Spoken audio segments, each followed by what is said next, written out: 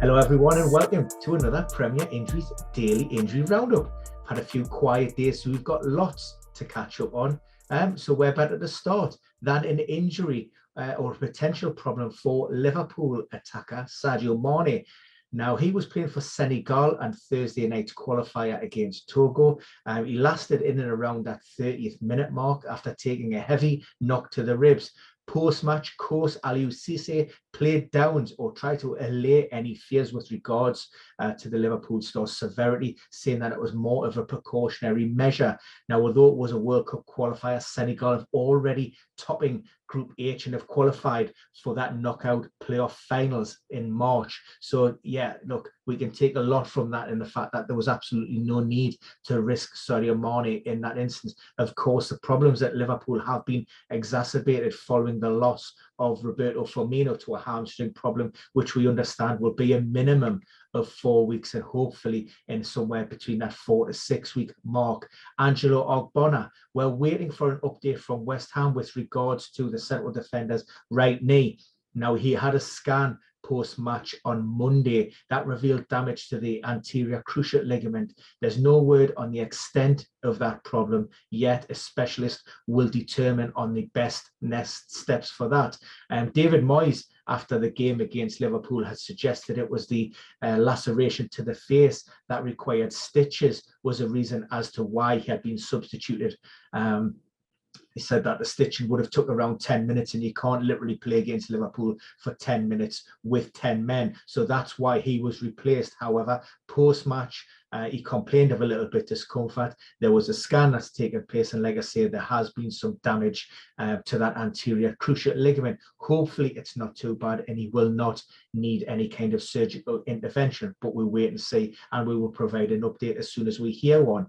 Elsewhere, there are a few games on Friday night. If we look at Liverpool, a mixed update. Jack Grealish, he's been complaining or hampered a little bit with illness for the last couple of days, but he did train with the group on Thursday, and Gareth Southgate said that Jack Grealish is available and will come in contention for that game against Albania. We already know that we've lost Declan Rice to illness. He's returned to the club and he will not feature against Albania or San Marino. Mason Mount, initially called up but didn't join after having dental surgery, had a problem with his wisdom teeth.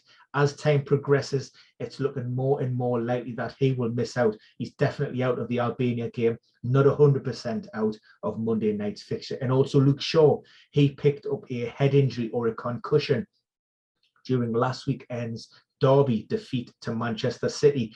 Now, typically you can see a return to play maybe within 7 days, as long as you follow that protocol correctly. However, when they assessed him on Monday, Luke Shaw wasn't ready to enter that first phase of his recovery protocol session. So that's put him back at least a day. And again, it seems like maybe the San Marino game will come a little bit too soon. You'd also question why you would maybe want to take any chances on any players in a game that really England should completely walk through. Bernardo Silva, he was absent from the Portuguese squad who played the Republic of Ireland on Thursday evening. I think that was a 0-0 draw.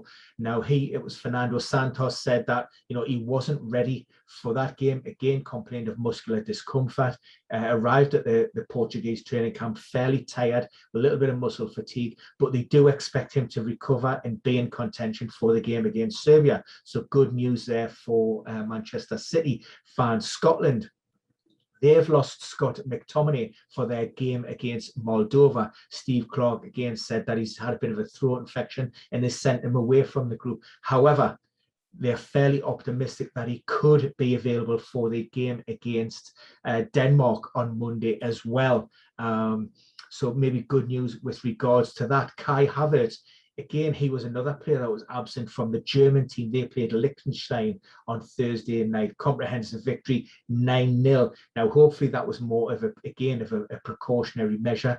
He was complaining of a dead leg or muscle soreness following an impact injury after colliding with Advertiser Haaland against Burnley last weekend. That injury evolved, very painful.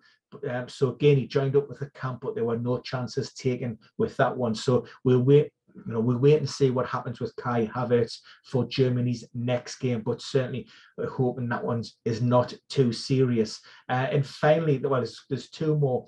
Mwepu from Brighton, replaced at half-time against Newcastle, complained of a muscle issue that relates to both the adductor, the groin, and also the hamstring, the posterior aspect of the thigh behind there.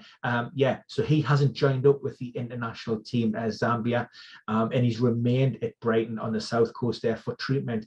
Of course, he's been managing issues as well in recent times, so whether he's available for game week 12 remains to be seen. And also Edinson Cavani, he's in a race to get fit for Uruguay.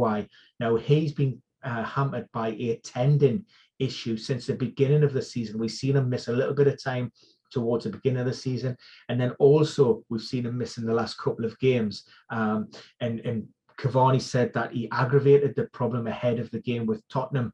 And he says it's a complicated injury and something that isn't going to go away overnight. We have seen him out on the training pitches for Uruguay doing some light work away from the group. That's at the time of recording. So, it will remain to be seen whether he does actually get any minutes under his belt.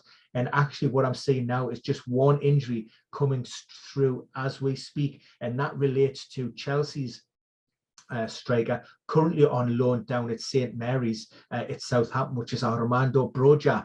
He had been managing an ankle problem, came on as a substitute against Aston Villa last Friday night in their victory, but post-match complained of a little bit of a muscular discomfort. Now, it was understood that the Albanian FA were fairly confident that he would be available for the match. It's nothing too serious, but it now looks as if he's been ruled out of that game, so he will not get a chance to face England on Friday night.